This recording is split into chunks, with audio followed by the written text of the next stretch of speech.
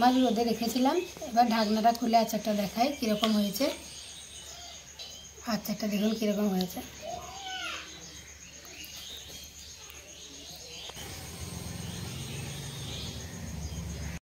আসসালামু আলাইকুম, ভিলেজ বাড়ি চ্যানেলে আপনাদের সবাইকে স্বাগত জানাই। আজকে কাঁচা আমের নুন ঝাল আচার বানিয়ে দেখাবো। তা কীভাবে নুন ঝাল আচারটা পারফেক্টভাবে বানাবো যাতে আচারটা খারাপ না হয়ে যায় আর আপনারা অনেক দিন রেখে খেতে পারবেন, সেইভাবে আজকে বানিয়ে দেখাবো।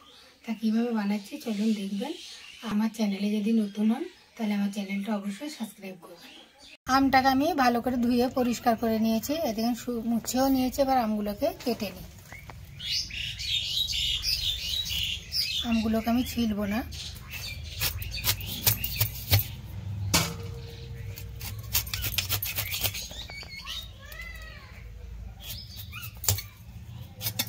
এরকম করে ছোট ছোট করে টুকরো করে নেব।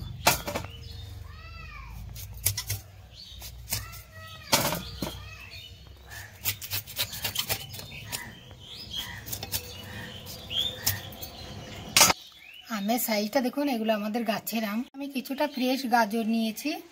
আমরা বাজার থেকে যখন টক ঝাল মিষ্টি এই আচারটা কিনে খাই তখন দেখি দু একটা গাজরও থাকে, সেই জন্য আমি কিছুটা গাজরও নিয়ে নিয়েছি।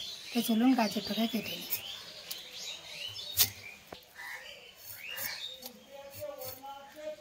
এখানে কালো কালো একটু দাগ আছে গাজরগুলোকে। এখানে বাজার থেকে যখন আমরা টক ঝাল মিষ্টি আচার কিনে খাই তখন দেখি আচারের মধ্যে কিছুটা গাজরের টুকরো থাকে, তার জন্য এখানে আমি কিছুটা গাজরও নিয়ে নিচ্ছি। গাজরটা কতটা ফ্রেশ দেখুন।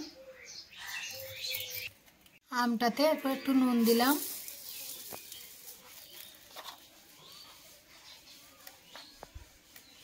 হলুদের গুঁড়ো,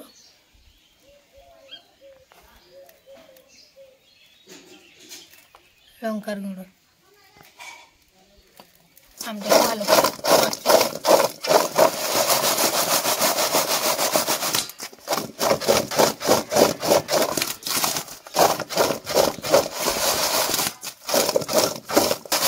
এইভাবে আমটাকে এরপর আমি ঢেকে রেখে দেবো। কাঁচা আমের টক ঝাল মিষ্টি আচারটা বানানোর জন্য প্রথমে গোটা মশলাগুলোকে ভেজে নিই। প্রথমে দিলাম 4টে শুকনো লঙ্কা, মরি, ধনে, গোটা জিরে।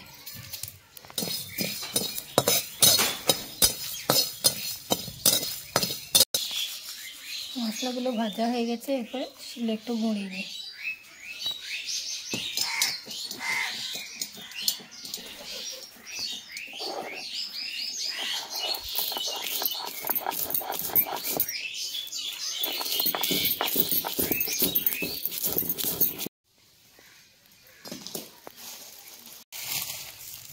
নুন ঝাল আচারটা বানানোর জন্য দিয়ে দিচ্ছি সরষের তেল। এখানে তেলটা বেশি লাগবে, এখানে 600 মতো তেল আছে, সরষের তেল। ঠিক আছে, তেলের মধ্যে দিয়ে দিচ্ছি 5 ফোড়ন, কালো জিরে,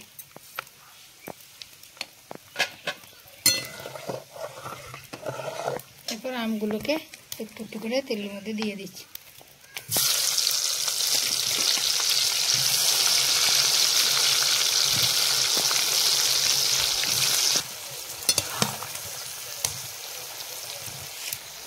তেলের মধ্যে দিয়ে দিচ্ছি বিট নুন, সাদা নুন, সরষে বাটা, রসুন বাটা, লঙ্কার গুঁড়ো, হলুদের গুঁড়ো, কাশ্মীরি লাল লঙ্কার গুঁড়ো।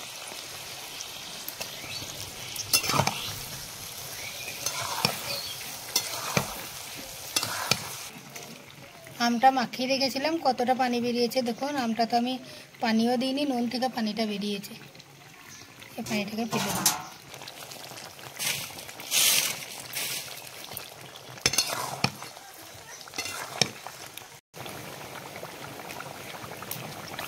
আমরা মিষ্টি যে কোনো খাবার বানাতে গেলে একটু নুন দিই তো স্বাদের জন্য, সেই জন্য আচারে আমি স্বাদের জন্য নুন ঝাল আচারে একটু মিষ্টি দিচ্ছি।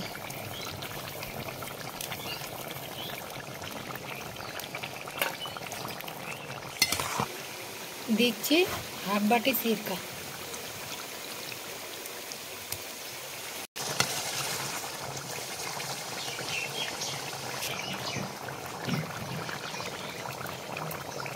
নামাবার আগে দিয়ে দিচ্ছি সে গোটা মশলাটা যেটা ভেজে রেখেছিলাম। এদিকে আধ গুঁড়ো করে নিয়েছি, সম্পূর্ণভাবে গুঁড়ো করিনি। এই মশলাটা এবার দিয়ে দিচ্ছি।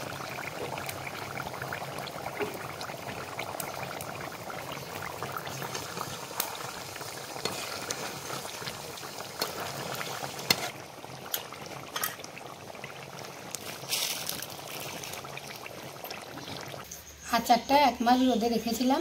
এবার ঢাকনাটা খুলে আচারটা দেখাই কীরকম হয়েছে। আচারটা দেখুন কীরকম হয়েছে।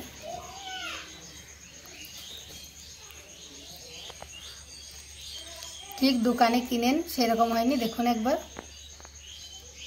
এই আচারটা যখন রোদে দেবেন তখন ঢাকনা এরকম প্লাস্টিকের ঢাকনাটা দিয়ে ঢাকা দিবেন না, হয় এখানে কোনো কাগজ লাগিয়ে দেবেন যে একটা গার্ডার আটকে দেবেন, নইলে একটা পাতলা সুতির কাপড় লাগিয়ে রোদে দেবেন 1 মাস।